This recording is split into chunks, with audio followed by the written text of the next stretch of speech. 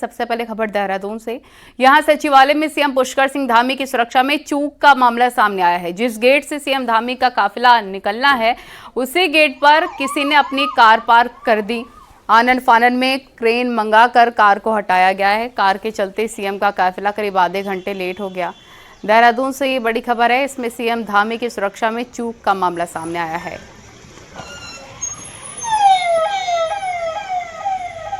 बड़ी खबर आपको हम बता रहे हैं।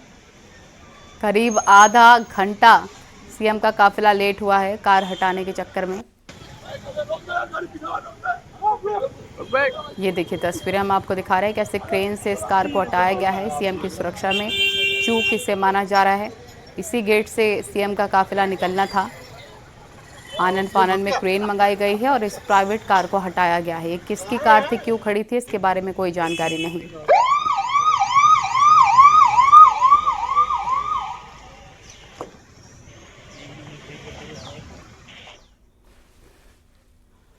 उत्तराखंड में यूसीसी लागू करने की दिशा में आज एक अहम दिन है। देहरादून में कमेटी ने सीएम धामी को रूलिंग बुक सौंप दी है।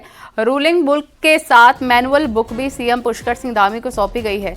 यूसीसी रूलिंग का ड्राफ्ट अब न्याय विभाग के पास परीक्षण के लिए जाएगा, फिर इसे कैबिनेट में पास किया जाएगा।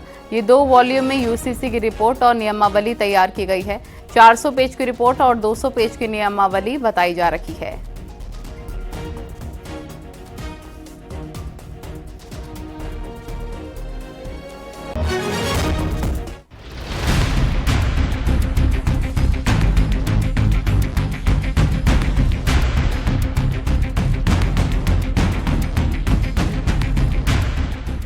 2022 में उत्तराखंड विधानसभा चुनाव के दौरान सीएम पुष्कर सिंह धामी ने सभी के लिए एक समान कानून का वादा किया था। सरकार पिछले 2.5 साल से इस दिशा में काम कर रही है। यूसीसी का ड्राफ्ट तैयार करने से लेकर विधानसभा और फिर राष्ट्रपति की मंजूरी के बाद अब इसके रूल भी तय किए जा चुके हैं। शुक्रवार को यूसीसी के नियमों का ड्राफ्ट सीएम को सौंप दिया गया।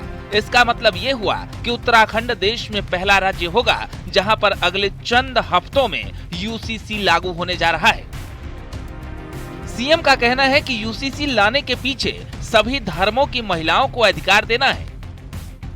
ऐसा पारित हुआ तो मैंने कहा था, आज फिर कह रहा हूं कि सबको समानता मिले, सबको एक समान न्याय मिले और विशेषकर हमारी जो महिलाएं हैं उनके सशक्तिकरण की और सुरक्षा के लिए दोनों को विशेष रूप से ध्यान में रख के ये विधेयक बना है और जल्दी ये विधेयक कार्य रूप में क्रियान्वयन में आने वाला है। तो आप सबका उत्तराखंड में लागू होने जा रहे यूनिफॉर्म सिविल कोड में बहुत कुछ खास होने वाला है और ये सभी धर्मों पर लागू होगा। किसी भी धर्म में शादी के लिए महिला की उम्र 18 साल होगी। एक से ज्यादा शादी पर पूरी तरह से रोक होगी। लिव इन रिलेशन में रहने के लिए रजिस्ट्रेशन जरूरी होगा। तलाक के लिए पूरी प्रक्रिया से गुजरना होगा। सीएम धामी ने साफ कहा है कि यूसीसी किसी एक समुदाय के लिए नहीं है, लेकिन जानकार मानते हैं कि यूसीसी का सबसे बड़ा असर मुस्लिम समुदाय पर होगा, जो कि अभी पर्सनल लॉ से चलते हैं। अभी मैदानी इलाकों में मुस्लिमों की आबादी ज्यादा है। देवभूमि उत्तराखंड को देश की आजादी के बाद ये पहला देश का हमारा राज्य बन जाएगा जिसको एक गौरव प्राप्त होगा कि यहाँ पर समान नागरिक संहिता का विधेयक लागू हो गया। बीजेपी के लिए कश्मीर से धारा 370 हटाने, अयोध्या में राम मंदिर का निर्माण और यूसीसी लागू करना 3 बड़े मुद्दे रहे हैं। जानकारों का कहना है कि यूसीसी लागू करने के लिए उत्तराखंड हिंदुत्व एजेंडे के लिहाज से परफेक्ट राज्य है। सीएम को यूसीसी का ड्राफ्ट सौंपने के बाद कुछ औपचारिकताएं अभी भी बची हैं, लेकिन नजरें इस पर हैं कि किस तारीख से उत्तराखंड में यूसीसी लागू होगा। देहरादून से न्यूज 18 के लिए सुनील नप्रभात की रिपोर्ट। यूसीसी का काउंटडाउन शुरू होते ही इस बार बयानबाजी भी काफी ज्यादा देखने को मिल रही है। कांग्रेस का कहना है कि ये सिर्फ धार्मिक ध्रुवीकरण के लिए लाया जा रहा है, जबकि बीजेपी ने कहा कि सभी को समान अधिकार के लिए कानून ला रखे हैं। 4 कैंटीन का इंस्पेक्शन किया, जो भी उस पर कमियाँ पाई गई कि शेड्यूल 4 जो हमारा फूड सेफ्टी एक्ट के अंतर्गत है उसके नॉर्म्स के अनुसार जो कमियाँ पाई उस पर हमने उनको नोटिस जारी किया है इस आशय से कि आप ये सुधार करें और इसके बाद हमको अपने 3 दिनों का अपनी रिपोर्ट बनाएं। इसी के उसके लिए हमने senior food safety Roorkee Shri Yogendra Pandey ji को हमने इस पर जाँच अधिकारी बनाए हैं और जाँच करके अपनी आख्या हमें 3-4 दिन के अंदर हमें उपलब्ध कराएंगे। केदारनाथ चुनाव से पहले कांग्रेस के अंदर बड़ी खटपट हो गई है। खबर है कि प्रदेश अध्यक्ष और प्रदेश प्रभारी भिड़े हुए हैं। अध्यक्ष केदारनाथ के बजाय रानीखेत में हैं, तो हरियाणा से फ्री हो चुकी प्रभारी शैलजा दिल्ली से ही फैसले ले रही हैं।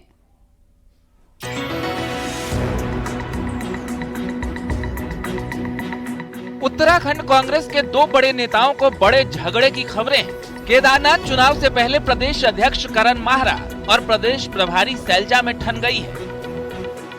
अंदर खाने की विवाद की वजह से ये लेटर बताए जा रहे हैं, जो दिल्ली से एक के बाद एक जारी किए जा रहे हैं। पहले प्रभारी शैलजा ने प्रदेश अध्यक्ष के बनाए जिला अध्यक्ष हटाए, तो फिर केदारनाथ में पहले 2 और फिर 4 ऑब्जर्वर बनाने का फैसला भी प्रभारी ने ही लिया।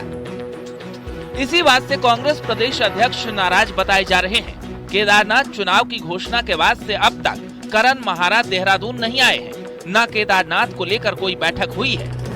वहीं प्रदेश प्रभारी शैलजा लोकसभा चुनाव के बाद अब तक उत्तराखंड नहीं आई हैं, तो क्या दोनों में झगड़ा इतना बढ़ चुका है? प्रभारी और अध्यक्ष जी के बीच में कोई मनमुटाव नहीं है और अध्यक्ष जी शीघ्र ही केदारनाथ जाएंगे। देखिए, जिस दिन नामांकन होगा निश्चित रूप से अध्यक्ष जी केदारनाथ में रहेंगे।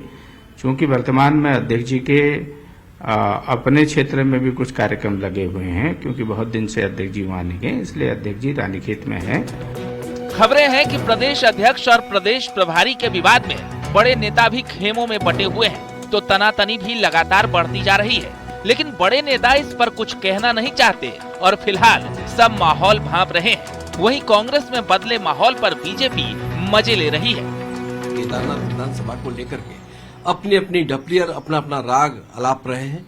कभी कोई बदलता है, कभी कोई बदलता है, कभी प्रभारी जी किसी को बना देती है, कभी प्रदेश के अध्यक्ष जी बना देते हैं। तो मुझे लगता है कि ये लड़ाई अब सड़कों में भी आने वाली है। कुल मिलाकर कांग्रेस के अंदर सब कुछ ठीक नहीं चल रहा और केदारनाथ उपचुनाव से पहले जिस तरह प्रदेश अध्यक्ष माहरा और प्रदेश प्रभारी शैलजा का रवैया दिख रहा है, उससे संकेत अच्छे नहीं है। दीपांकर भट्ट, न्यूज़ 18, देहरादून। हरिद्वार में सर्वानंद घाट के पास एक खोखे में मीट पकाए जाने की सूचना पर स्थानीय युवाओं ने हंगामा किया और खोखा चलाने वाले शख्स के साथ उसके समर्थन में आए एक सिक्योरिटी गार्ड के साथ मारपीट की। घटना का वीडियो भी सामने आया है। इसमें कुछ युवा 2 लोगों को डंडों और लात घूंसों से पीटते हुए नजर आ रहे हैं। हंगामे की सूचना पर पुलिस भी मौके पर पहुंची, मांस पका रहे शख्स का चालान किया। आपको बता दें कि हरिद्वार का शहरी क्षेत्र मांस मदिरा प्रतिबंधित क्षेत्र है।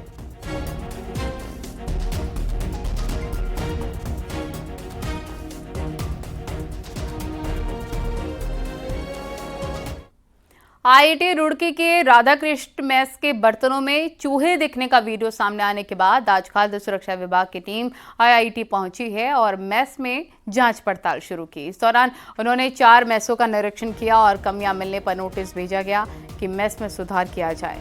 वहीं 3 दिन के अंदर कैंटीन संचालकों के जवाब देने को कहा है। वरिष्ठ खाद्य अधिकारी योगेंद्र पांडे को जांच अधिकारी बनाया गया है। जांच की रिपोर्ट के आधार पर आगे की कार्रवाई की जाएगी। इसके साथ ही आईआईटी प्रबंधन से भी बातचीत हुई है कि वो भी अपनी आंतरिक जांच निरीक्षण करवा लें और उसकी जांच के आधार पर भी कार्रवाई हो सके।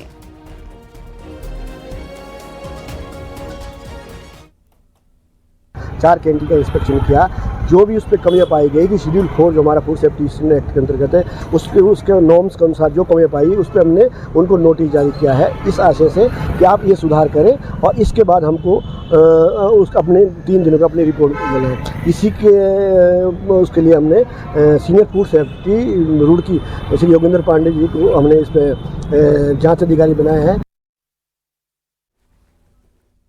चमोली के थराली बाजार क्षेत्र में शुक्रवार को एक बार फिर से जुलूस निकालकर प्रदर्शन किया गया। इसमें स्थानीय व्यापारी, क्षेत्रीय जनप्रतिनिधि, बजरंग दल, वीएचपी कार्यकर्ता और युवाओं ने जुलूस निकालकर विरोध प्रदर्शन किया है। प्रदर्शनकारियों ने थराली बाजार क्षेत्र में बाहरी व्यापारियों का सत्यापन करने की मांग की। साथ ही साल 2013 की आपदा में विस्थापित परिवार जो मुआवजा प्राप्त कर चुके हैं, ऐसे परिवारों को चिन्हित कर उन्हें बाहर करने, फेरी लगाने वालों पर प्रतिबंध लगाने की मांग की। वहीं एसडीएम थराली के माध्यम से मुख्यमंत्री को ज्ञापन भेजा गया। प्रदर्शनकारियों ने स्थानीय प्रशासन को 1 सप्ताह का वक्त देते हुए उग्र आंदोलन की चेतावनी दी है। जुलूस प्रदर्शन का आज जो तरीका था, तो इससे पहले जो 10 तारीख को जो हमारे क्षेत्र में एक घटना हुई थी और उसके संदर्भ में था कि 1 हफ्ते का टाइम शासन प्रशासन को देर था कि 1 हफ्ते के अंदर का कुछ मांगों थी, जिस मांगों पर की क्या कार्रवाई हुई। तो आज जो है कि 1 सप्ताह का टाइम जो प्रशासन द्वारा हमको दिया गया था, 1 सप्ताह का टाइम, उसकी टाइमिंग पूरी हो रही थी। तो हमने इसी बाबत एक ज्ञापन पर प्रशासन को सौंपा कि आपने इस पर क्या कार्रवाई की। तो प्रशासन द्वारा कुछ हमको पॉजिटिव रिस्पांस मिला है कि भाई सत्यापन की प्रक्रिया चल रही है और कई लोगों का हमने सत्यापन कर दिए हैं। जो बाहरी व्यक्ति हैं उनको चिन्हित किया जा रहा है। अनुसार भी कार्रवाई की जाएगी और जो 2013 के विस्थापितों का इन्होंने जो मुद्दा उठाया उसमें नियमानुसार जो भी कार्रवाई होगी वो अमल में लाई जाएगी। सत्यापन की बात भी यहाँ पे अभी तो जो सत्यापन किया गया है वो थाना अध्यक्ष द्वारा जो आंकड़े दिए गए हैं उसके अनुसार पूरे क्षेत्र में 1518 लोगों का सत्यापन किया जा चुका है। चमोली पुलिस ने वेरिफिकेशन को लेकर आज अनाउंसमेंट करके बाहरी लोगों को सत्यापन कराने का अल्टीमेटम दिया है। पुलिस का कहना है कि सभी को अपनी पहचान थाने में आकर बतानी होगी, नहीं तो जो बाहरी शख्स बिना पहचान छुपा कर रह रहा है उसके खिलाफ सख्त से सख्त कार्रवाई की जाएगी।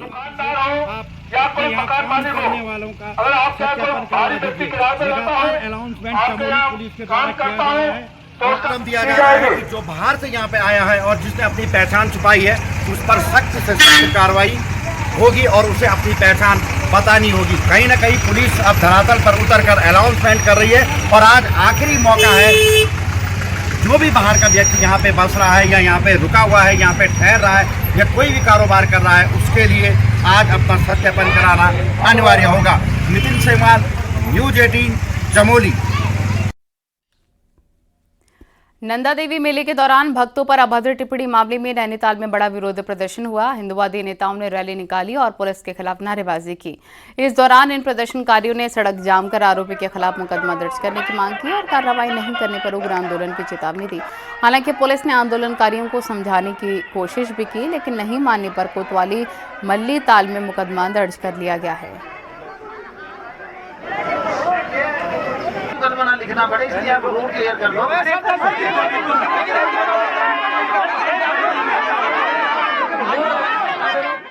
नंदा सुनंदा का जो अपमान नंदा देवी मेले के समय में हुआ था, उसके लिए बार बार सभी लोग मल्लीताल कोतवाली पहुंच रहे थे, लेकिन 1 महीना बीत जाने के बाद भी कार्रवाई नहीं हुई, ना ही मुकदमा लिखा गया।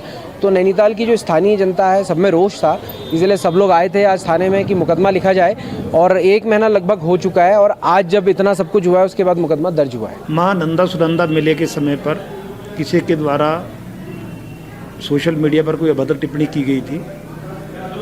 उस अभद्र टिप्पणी का पुलिस ने संज्ञान लेकर उस अभद्र टिप्पणी को डिलीट करा दिया था उसी समय। उसके बाद उस अभद्र टिप्पणी पर एक तहरीर थाने को प्राप्त हुई।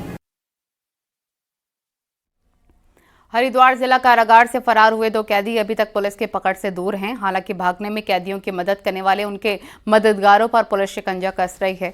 पुलिस ने 2 आरोपियों को गिरफ्तार किया। उन्होंने जेल से फरार कैदियों को भगाने के लिए बाइक और पैसे देकर मदद की थी। इससे पहले पुलिस ने फरार पंकज के मौसेरे भाई को गिरफ्तार किया था। पुलिस फरार कैदियों के खोजबीन में जुटी हुई है। दोनों फरार कैदियों पर 50-50 हजार का इनाम घोषित किया गया है।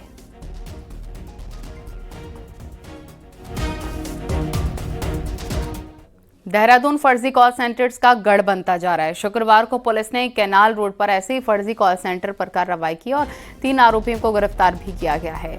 तीनों आरोपी विदेशी नाम से इंटरनेशनल फ्लाइट बुकिंग के नाम पर ठगी करते थे और कॉल सेंटर में 47 कर्मचारी भी काम करते थे।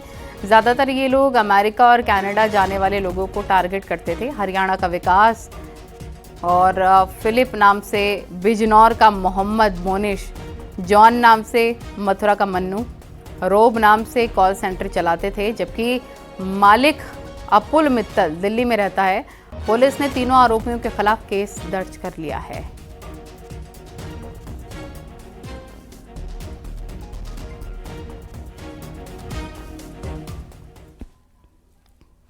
बुधवार को केंद्रीय चुनाव आयुक्त राजीव कुमार ने हेलीकॉप्टर को पिथौरागढ़ के रालम में इमरजेंसी लैंडिंग करनी पड़ी थी, जिसके बाद गुरुवार सुबह सीईसी के साथ 4 लोगों को हेलीकॉप्टर की मदद से निकाला गया। इसका वीडियो भी अब सामने आया है। इसमें दिखाई दे रहा है कि पायलट ने जहां हेलीकॉप्टर लैंड किया वहां जो जगह थी वो काफ़ी कम थी। बावजूद इसके पायलट ने सभी 4 लोगों का रेस्क्यू किया सेफली। रालम 12,000 फीट की ऊंचाई पर है, जहां सीईसी की टीम को 16 घंटे रुकना पड़ा, वो भी बिना किसी संसाधन के। लेकिन इस दौरान बैंगलोर के एक ट्रैकर सीईसी के लिए देवदूत बनकर पहुंचे। ट्रैकर 2 स्थानीय लोगों के साथ रालम ग्लेशियर पर जा रहे थे, लेकिन जब उन्होंने सीईसी की टीम को देखा तो उनके लिए आग भी जलाई और नूडल्स भी पकाकर खिलाए हैं। आग के कारण ही सीईसी की टीम कड़कड़ाती ठंड में खुद को बचा पाई है। इन दिनों रालम गांव माइग्रेशन के कारण पूरी तरह से खाली पड़ा है।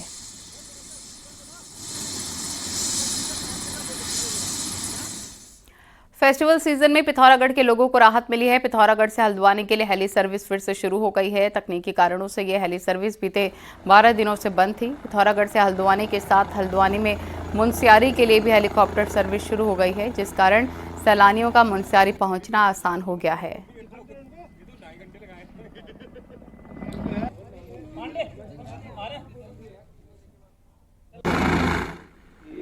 कुछ दिन के लिए टेक्निकल वजह से रुकी थी और अब पुनः ये प्रारंभ हो चुकी है। मेरी कंपनी के अधिकारियों से बात हुई है और मैंने कहा कि इसको निर्बाध चलाएं और जनता हेली सेवा के चलने से यहाँ बहुत सुविधा में है। उत्तराखंड बीजेपी में संगठन के चुनाव की प्रक्रिया शुरू हो गई है। संगठन चुनाव को लेकर खजान दास को चुनाव अधिकारी बनाया गया, जबकि पुष्कर सिंह काला, राकेश गिरी, मीरा रतूड़ी को सह चुनाव अधिकारी बनाया गया है। ये बड़ी खबर, अहम जानकारी इस वक्त हम आप तक पहुंचा रहे हैं। संगठन चुनाव को लेकर नियुक्ति हुई है। उत्तराखंड बीजेपी में संगठन के चुनाव की प्रक्रिया शुरू हो गई है और संगठन चुनाव को लेकर खजान दास को चुनाव अधिकारी बनाया गया है।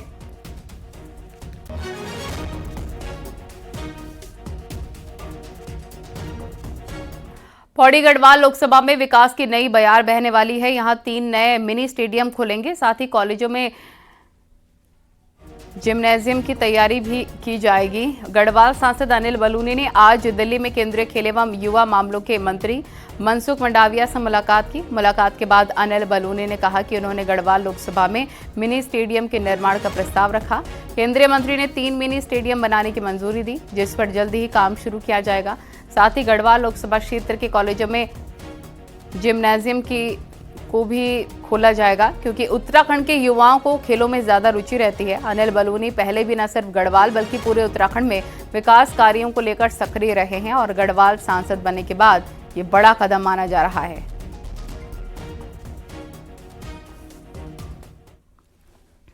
इसमें वक्त के साथ क्या संस्कार भी कम हो रहे हैं, ये सवाल शुक्रवार को कांग्रेस के सबसे बड़े नेता की जयंती और पुण्यतिथि पर दिखा है। वहीं पर बीजेपी की तरफ से खुद मुख्यमंत्री ने नारायण दत्त तिवारी को श्रद्धा सुमन अर्पित किए हैं।